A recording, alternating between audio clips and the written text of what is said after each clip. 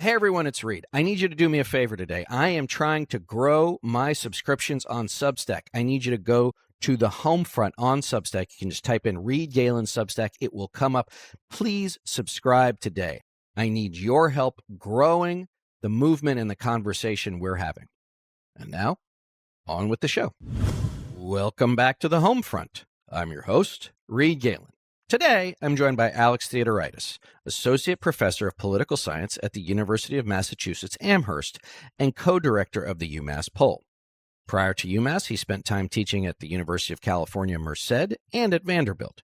His work seeks to understand the ways in which citizens interact with the political world in an era of hyper-polarization.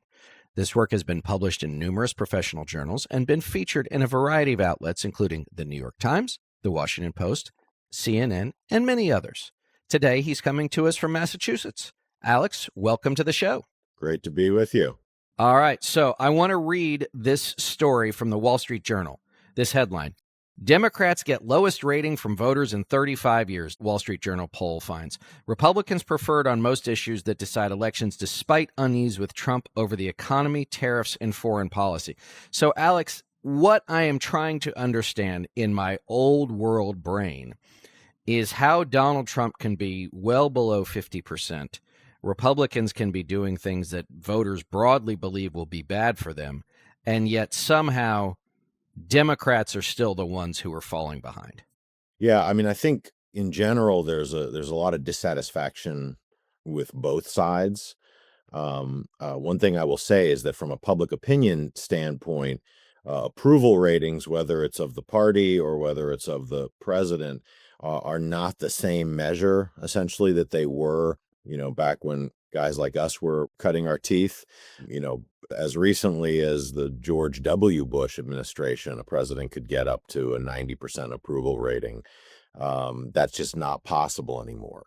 It's in a much more narrow window, and that's because of polarization. Most voters are either going to see the party or the president in a negative light, regardless. And so the movement now is more between whether the president or party is strongly disapproved of or just somewhat disapproved of, or whether they're strongly approved of or just somewhat approved of. And that has changed the measure substantially. And that affects when you look at the ratings of Trump and Democrats, you have to think about that. And so there's just a small window that they operate within. And so you often do get these sort of stuck in relatively low numbers, although the lower bound tends to be, there's a floor as well as a ceiling. I would say that right now, most of the opinion is not really about Democrats because Democrats haven't really been out there very much. In Virginia, you're seeing Democrats campaigning. In New Jersey, right, where they're going to have elections this fall. But in general, it's a party that doesn't have any power. And so everything is kind of about Trump and the Republicans at this point. I was looking at something, Alex, a few weeks ago. Bill Clinton, when he left office in January 2001, left office with a 66% approval rating. Given all of the ups and downs of the 8 years of the Clinton administration, right? Hard to believe. Second, to your point about like no one really likes anyone, it's how little or how much less they disapprove of someone or a party. I feel like we're almost the French, right? Like if a French president has a 25% approval rating, like they think that's great. Only 75% of the country hates me. And do you think it's because this polarization, is it because the parties have sorted ideologically that you say, most Americans are unhappy with the direction of the country, with the parties they have? So is it just that to those people who are most tuned in, right, tend to be high propensity voters, high consumers of political news, they're just unhappy with everything all the time? Is that a transitory period, or do you feel like we've now been in this place maybe for a few years? You're right. We've had the great financial crisis of 2008, 2009. Obviously, we had COVID. We have Trump as his own, I don't even want to call him a variable at this point. He's really a constant. So is there something that has been driving this for years that all came to a head, or is it just a general decline, as we've seen, and I'm sure you've studied as well, a decline in trust in institutions, in one another, in how the world works? So first of all, I would say it's been a terrible time to be an incumbent, and that's true most places. There's definitely an anti-incumbent sort of movement out there, and Republicans benefited from it immensely in the 2024 elections, certainly at the presidential level, right? And again, that's a global phenomenon. I think there's a lot of, like you say, there's sort of distrust, decrease in belief in institutions.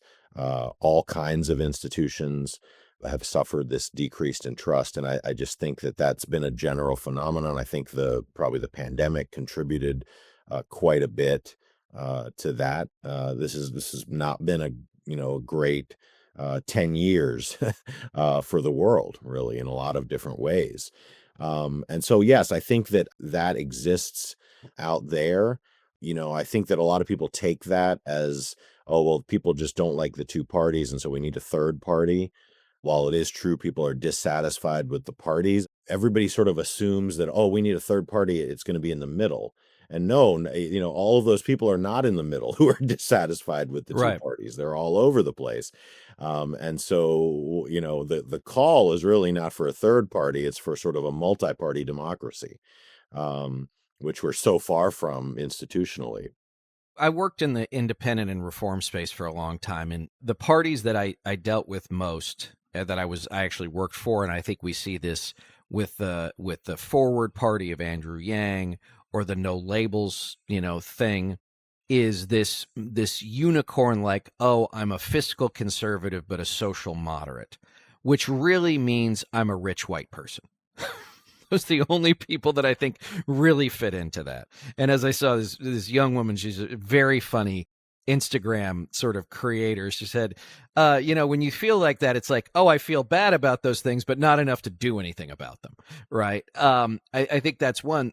I also find it interesting that despite the unhappiness of the American voter with their choices, with Congress, with the presidency, that none of the elected officials or those of power feel like they really need to do anything about it, that they're so comfortable in their positions that, with the exception of the anti-incumbency that you're talking about, that they're really not going to do anything differently than they've done. And I want to get to a little bit of that from a policy perspective in a second. But you'd think that if Americans were this unhappy, that and politicians can see that, and as you know, the campaigns and committees are running surveys all the time, they're not finding anything different, whether you're on the Democratic side or the Republican side, but yet no one feels any pressure whatsoever to change anything. I will say it's asymmetric how hard it is to actually do something in this country at the national level, especially. Our system is set up so that it's quite a bit easier for Republicans to do some of the things they want to do, right? Cut taxes, some of these other things, both through executive order, but also just through the way the filibuster impacts some things, but not other things.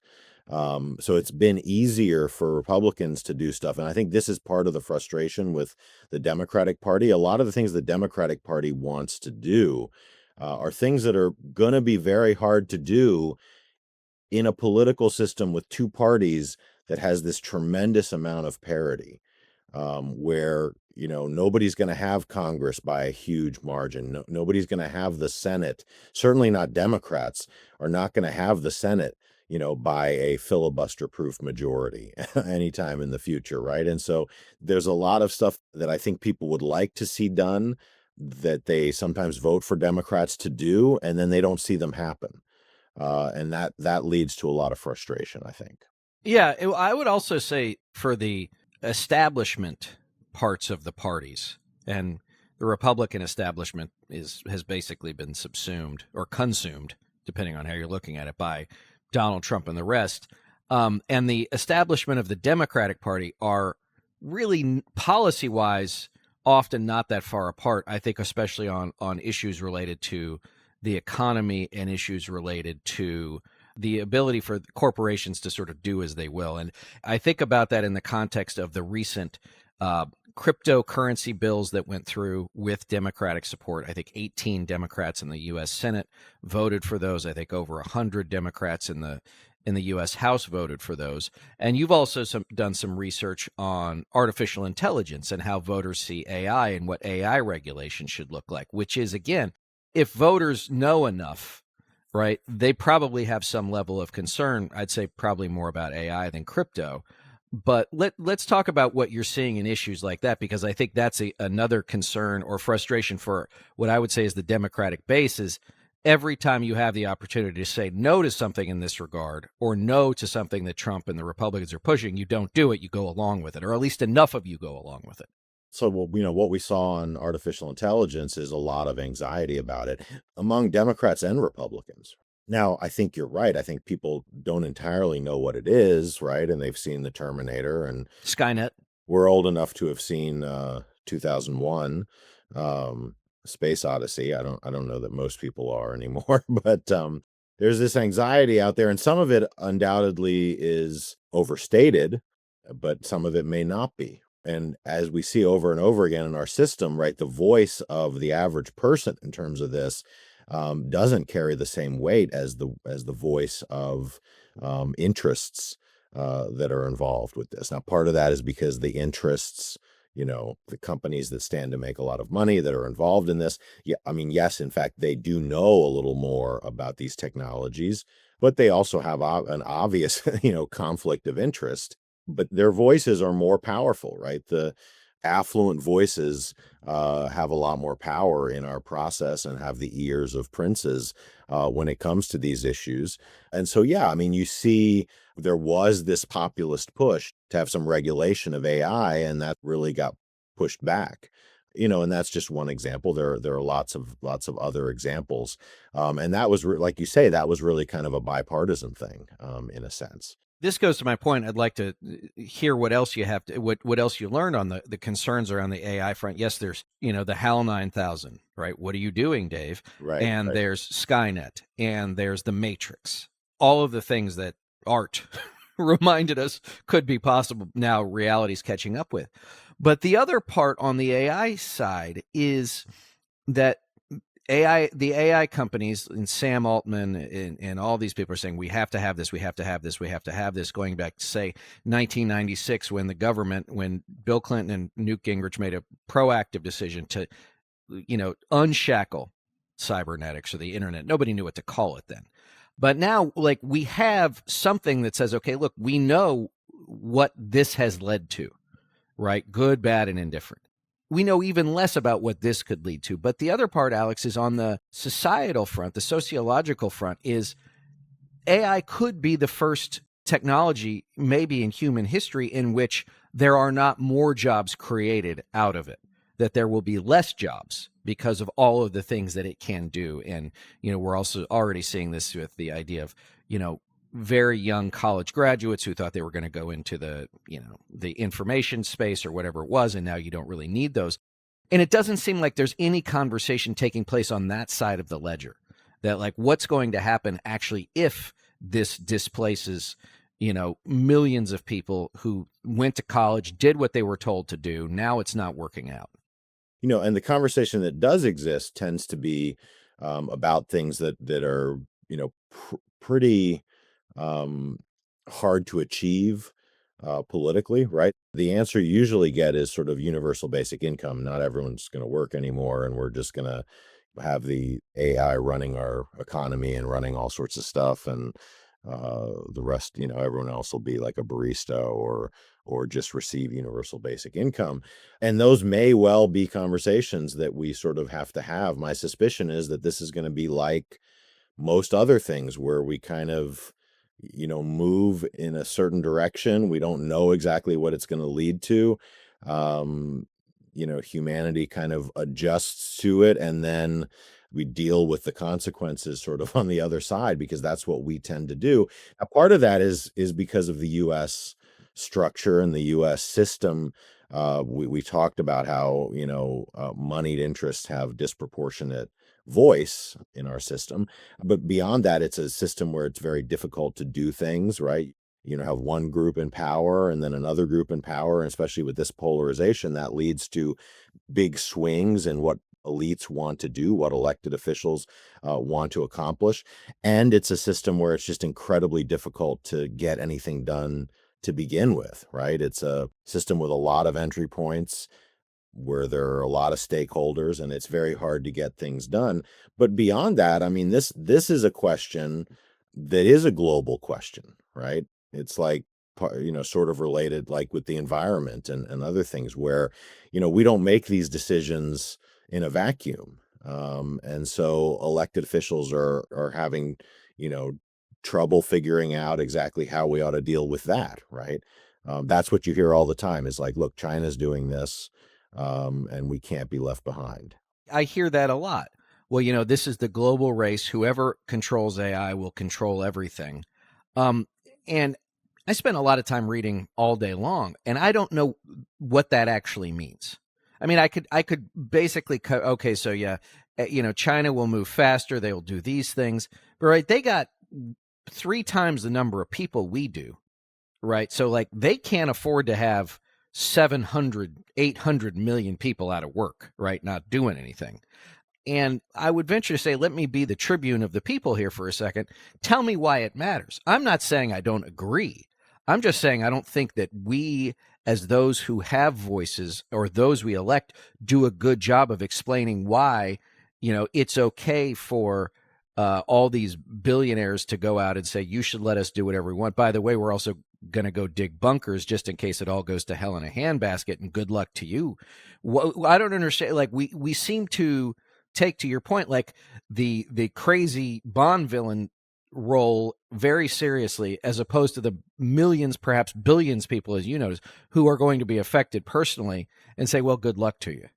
We do. And that's this sort of, elite domination of our system. It's part of what's led to the great inequality that we have, right? We're not just telling billionaires, hey, you can do whatever you want. We're also kind of saying, hey, you don't really have to pay a whole lot of taxes either. Right. Like, we're going to set the system up the way you want it, in a way that's going to make you even richer.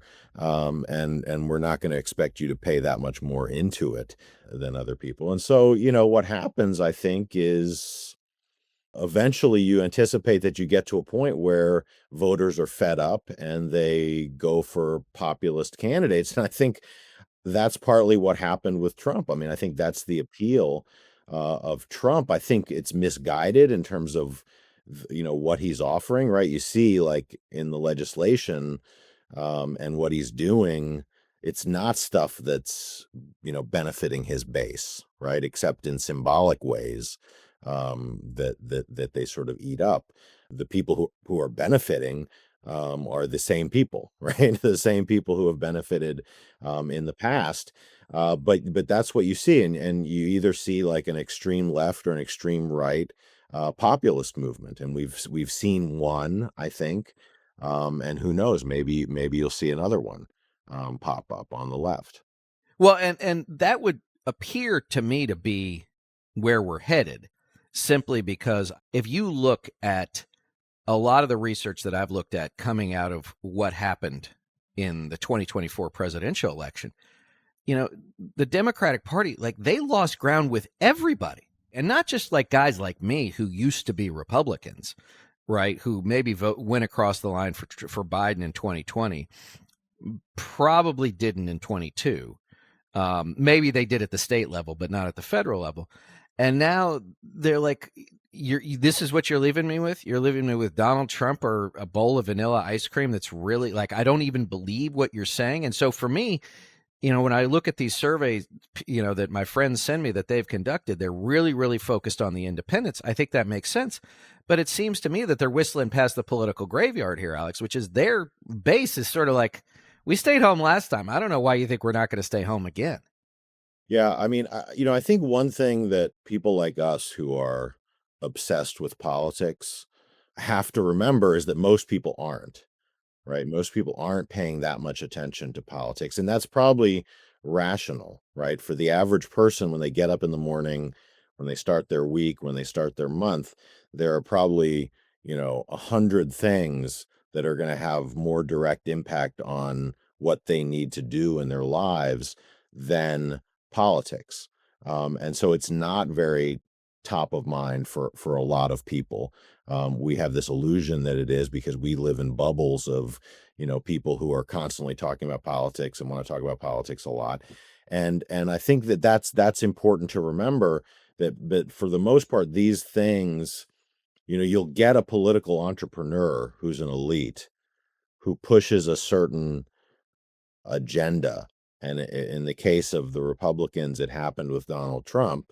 It hasn't exactly happened among Democrats, but it could, right? I think there is a space out there for somebody. So far, Democrats have largely gone, the middle road. I mean, look at Joe Biden. Like, that was as sort of moderate as you can get in a lot of ways, certainly in terms of image and connection with the average Joe.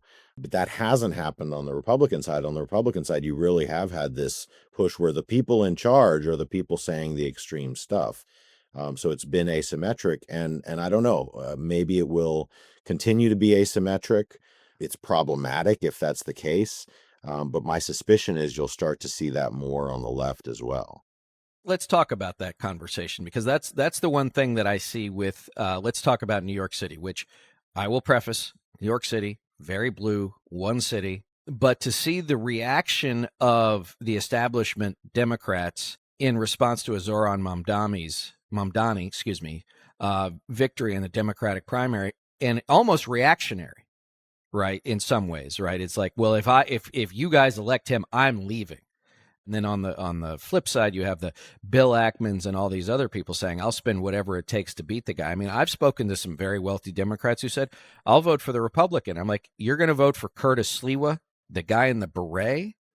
What that says to me, Alex, is not just, I mean, there are many other factors, but the thing that struck me, or the thing that I thought, was we have so little space for imagination right now that's different than anything that we've seen basically since 1980 from an economic perspective, since the end of the Cold War, since the fall of the Soviet Union. This is the way the economic system is going to work. It's going to work for a few really well. For the rest of you, hopefully your boat gets raised a little bit. For the rest of you, sort of good luck. And so one guy comes up and says, how about free buses and a few bodegas? And their hair catches on fire. An interesting thing there is, again, like, it's a weird coalition. Like, if you look at the actual numbers, it's not exactly what you think, right? Like, lower income places didn't go for Mamdani, right? And so, like, how did he win? He won with some pretty privileged groups.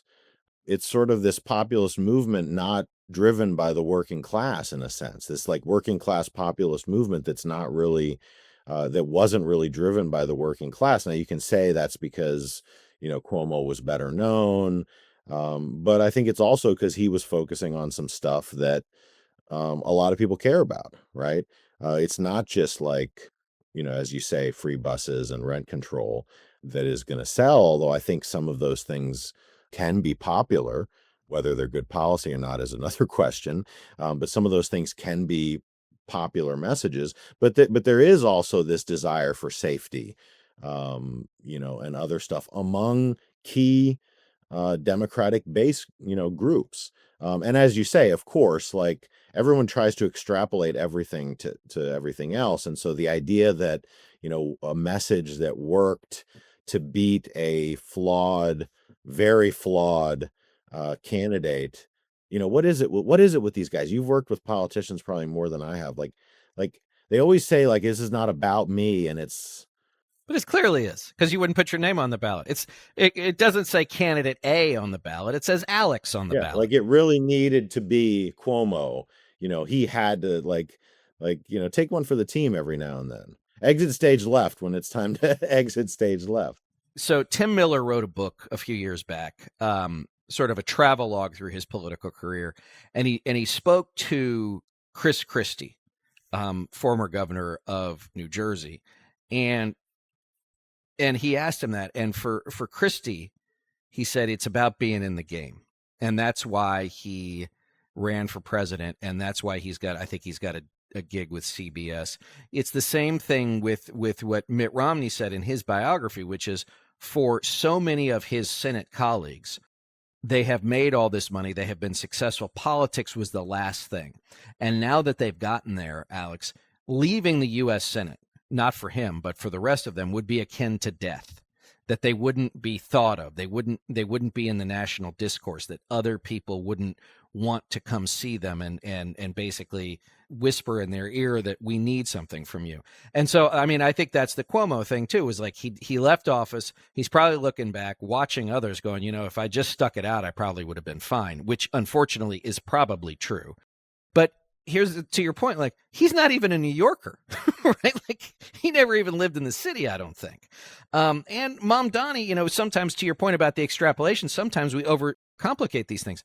He's a young guy with a good message, and he ran a good campaign, right? People liked him, right? And to your point, the people who are primary voters in a New York heavily Democratic primary showed up.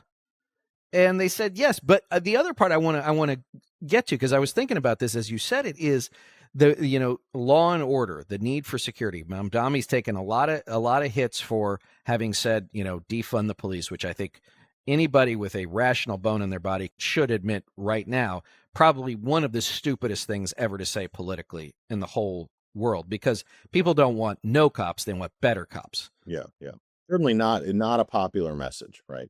But there's a broader question there, which is, as Americans, seeing what we're seeing with a Donald Trump, seeing with the types of voters, as you noted, who voted for Cuomo, have we now crossed Ben Franklin's threshold, which is, those who want security without liberty or whatever it is deserve neither, right? Have we decided, like, as a populace, we're now more worried about protecting our bodies, protecting our families, protecting our stuff, protecting our wealth than we are anything else? And maybe it seems like that's probably a much larger sort of philosophical and sociological issue.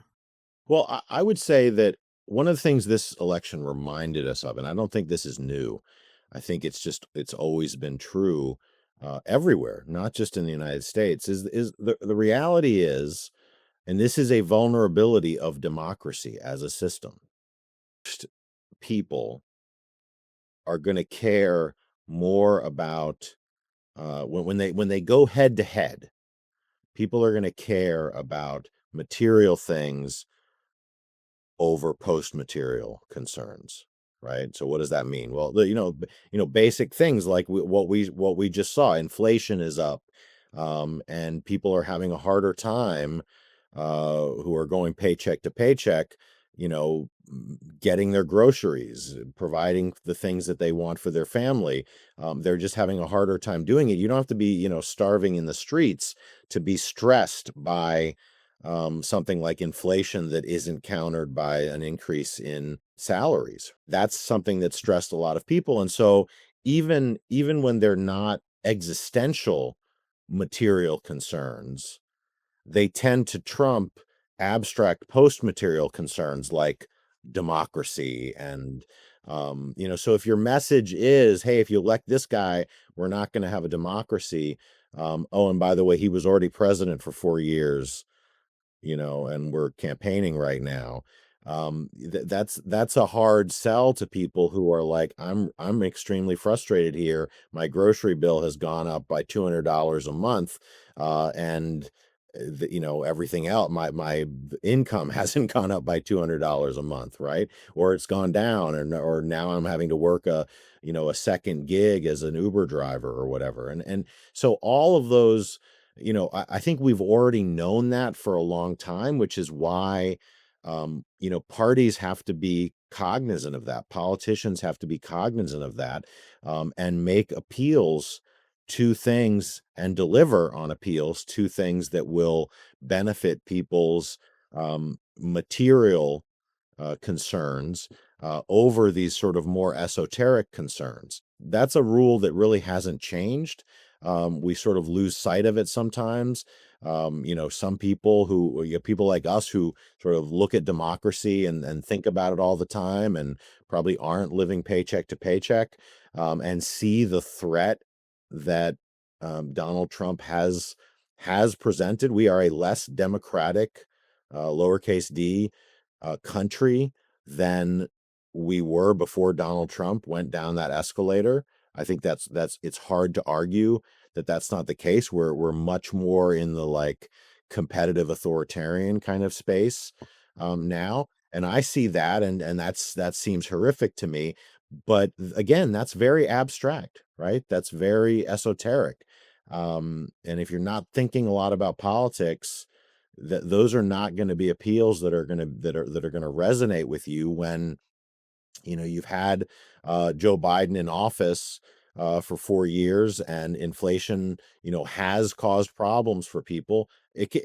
As explainable as it is, as easy as it is for us to say, hey, you know what, every country in the world has experienced inflation post pandemic, and we've actually dealt with it better than other places, so you ought to benchmark and give Joe Biden credit for that. Like, that's not what voters are doing, right? And that's just, if you're a politician, you have to play in that game. It's really interesting you say that, because I was listening to a podcast with a guy who's a very center left economist. So take that for what it's worth. Maybe he's just an economist. Maybe it doesn't matter. But he was being interviewed by a guy that's pretty progressive, and he said, and the host is saying, but look, people are struggling now. And he goes, yeah, but look at what the 1950s looked like. Look at the size of a house. Look at the air. Look at the water. Look at the 70s. And they call economics the dismal science, and you can see why when you sometimes listen to them. But to your point, it doesn't matter to someone living today, right? Great. I'm glad the water's cleaner. Great. I'm glad the air is cleaner. Great. I'm glad my house is a little bit bigger. So what? I'm still struggling. I'm still dealing with this. I'm still dealing with that. The American dream is a fallacy. It's the American pipe dream. It's not real anymore. I've done all the things you told me to do. It's not working. And I think, to your point, like, we have to live in the world in which we occupy, or more importantly, the world in which voters occupy. To your point, I use NATO, right? NATO is a vanity issue. NATO is something you worry about if you have time to worry about it. If that means that you're not worried about making the mortgage, you're not worried about the kids, you're not worried about this, you're not worried about that, right? NATO is not something you worry about if you're pretty far down on Maslow's hierarchy of needs. Right. Right. Yeah, absolutely. But why is that so hard for politicians to understand? Because let me say this, I'm sorry to interrupt. Like, when I ran around last fall with a Democracy Defender t-shirt on, I now look back on that and go, oh, it might as well just said the status quo's great. Don't you agree? And people said no. I think that's right. And we often do fall into this trap of, well, this seems obvious to us, so it should resonate, right, with people. I will also say that that stuff was a liability for Trump, right? I think Republicans should have won by more, given the context, right? So we don't, elections have binary outcomes, but the messages are not really binary, right? Like, can you imagine? So if let's say somehow Harris had squeaked out a win, can you imagine the disarray the Republican Party would be in right now? Like, we can't win with Trump. We've got to move on. We've got to figure out, and really they should be in that disarray, because I do think they squandered points in an election where they could have won by more comfortably, picked up more seats, at lower levels. I mean, there should be an automatic Republican advantage in the Senate that they're just not taking advantage of, because they've had these sort of Trumpy candidates in different places, right? I mean, how is that Georgia? How are both Georgia seats in Democratic hands, right? That's just sort of incompetence. So I do think, like, we risk overreacting to an election that fundamentally was a pretty close election in an environment in which Democrats probably should have lost, right? Like, when I was looking at all the numbers, and people would sort of interpret things the way they wanted, but like, going into the election, like, I was not seeing anything that made me think Democrats were going to win, right? And I kept talking to people who were like, no, we're going to win because this is how it looked in 2022, right? And we've basically beaten Donald Trump in every single election. Trump can't win, etc. And it turns out, no, if he can win a close election. But having said that, like you said, Democrats lost ground with every group. But where did they do the best? They did the best in the battleground states, right? Their losses relative to a pretty good performance where Joe Biden won in 2020, which was not as close an election, honestly, compared to that in the swing states where the campaigns happened is where Harris did the best. And so the idea that like everything on the Democratic side is broken and everything on the Republican side is working great because of the outcome of an election is to overinterpret what elections can tell us. There are lessons to be learned. The old saying among people who were it's like it's good luck if it rains on your wedding day. Political operatives always say you learn more from a loss than from a win, right? So putting a nice spin on losing. Um, the truth is, there's just as much to learn from a win as there is from a loss, but we usually don't do it. No, because if you win, if you're the candidate who wins a presidential election, they call you Mr. or Madam President forever. And the people around you are now considered benighted by the fact that they have propelled you to the White House and to eternal fame or infamy, depending on how it looks. And so can you imagine like how they did this and how they did that? How did they do this? It was when in reality, Trump ran 3 of the worst technical campaigns in the history of the presidency, and he won 2 of them. Yeah. 2016, I don't even think they were trying to run a campaign. No, they weren't. No, not by any objective measure. And you could make an argument, Alex, that but for COVID, he'd have won in 20. Yeah, and actually, it's funny. We'd probably be better off. I know. That idea keeps me up at night. It's one of those be careful what you wish for things in politics, right? Because if Trump had won in 2020, you never get January 6th, which was immensely damaging. That whole, effort to stay in power despite losing an election, which is January 6th is the most public, part of that. Though probably not the most pernicious, honestly. You would never have had that. You would never have had this Project 2025 build up. He would have spent his whole second term or half of it dealing with COVID. He would have had the inflation, probably wouldn't have handled it quite as well as Biden. And he would have gone out as somebody who was an unpopular incumbent. Now that may still happen because it seems like a lot of incumbents go out unpopular in this political environment. But it's one of those sort of be careful what you wish for and don't overinterpret the results of any given election, right? So the idea that we come out of 2020 and conclude, well, the Democratic Party is completely a mess. You need to burn the whole thing down and start from scratch. And the Republican Party is in good shape, has this great, messenger and this populist movement. That's to improperly interpret an election. There are things that the Democratic Party did really well to be competitive in that election. And there are things that about Donald Trump and this movement that remain an electoral albatross around the neck of the Republican Party.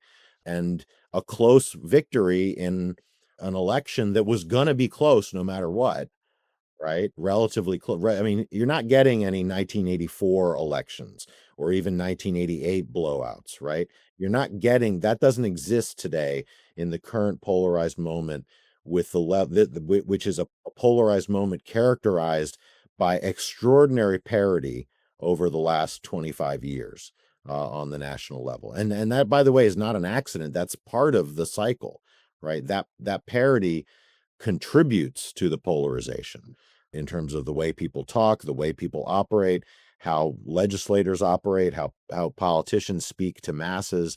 It's a very important feature of the current moment. But so we're in this weird current moment where polarization means that nothing matters very much, right? Like economic voting is not as important as it was in 1984, right? But at the same time, the margin is going to be tiny, so everything can be decisive, right? So economic voting can matter. It's not going to switch many votes, but you don't need to switch many votes. Right. Well, you think about going back to the 2022 midterms, when J.D. Vance ran for the U.S. Senate. Donald Trump endorses him at the last second. Vance wins that primary by 1 point. So, to your point, yes, things are very narrow, but again, you only have to win by one, right? Like, you don't have to win by a lot. You just have to win by enough. All right, Alex, before we let you go, tell us what you're working on and where else we can find you and the stuff, all the polling and everything you've been doing. Yeah. Well, we've got a UMass poll coming out in the next couple weeks, actually. And so there'll be lots of interesting results from that. We wrote it up over the last few weeks, and we'll should be seeing some interesting results about the state of things right now. We'll do another one in the fall. And I personally, I'm doing a lot of research on things that I didn't think I would be doing research on when I got my PhD and started studying American public opinion and polarization. So I've got some research on partisan violence. I didn't think that was going to be a research focus on mine. Things related to democratic backsliding. And one thing I'm very focused on right now is this notion of, and this is going to sound very eggheady, but this notion of partisan consequentialism. And so in moral philosophy, you have deontological thinking, which is rule-based thinking, and then you have consequentialist thinking, which is what people think of as like the ends justify the means, right? And I think one of the things that's happened because of the polarization in our country is that a lot of people, because of their partisanship, get shifted away from a rule-based, moral frame. Violence is never okay. Taking away people's votes is never okay. Pursuing, using the government to weaponize the government to attack political opponents is never okay. Well, if partisanship becomes so powerful and we're so polarized, you start shifting away from those rules, right? Accepting them at face value to the ends justify the means, right? It's not, don't judge the act by the act itself, judge it by its consequences. So maybe January 6th isn't so bad, right? Because it was being done to do, for something that was righteous, right? And I mean, gosh, you've seen it. I mean, you had Mike Lee justifying, I was just on another podcast with one of the people on the list of the Minnesota guy, and you generally have had people say the right stuff. You didn't really have Trump saying enough, honestly. I don't think he called the governor, but you had Mike Lee saying, like, this is what happens when Marxists lose. Yeah. and so that kind of political thinking is something we didn't really see in the U.S. that much from a partisan perspective. We saw it on other dimensions, and now it has become a feature of hyper-polarization and hyper-partisanship, and it's very concerning. Right. If they did it, we'll do it, right? If they did it, we'll do it. If we think they might do it, we'll do it, right? If we assume they would do it because we would do it, we should do it. It really gets you into a cycle where nothing's off the table. And that's a problem in a system where norms have been part of what's held the system together for so long. And where can we find you on social media if you dare to go there? I'm not on, I sort of don't know where to be. So I'm kind of everywhere and nowhere. I post stuff on Instagram. I post stuff on Blue Sky every now and then. I'm still on Twitter. I feel bad because it was like such a useful public square, essentially. It turns out it wasn't a public square. I mean, it was very useful to discuss things with people, to get stuff out there. And I feel like that's been kind of broken, but nothing has really replaced it. And I mean, look, Blue Sky, you can get good responses and stuff, but it is a much narrower audience. That's a bubble, and we need fewer bubbles, not more bubbles in our current. Right. We need more big bubbles, less little bubbles.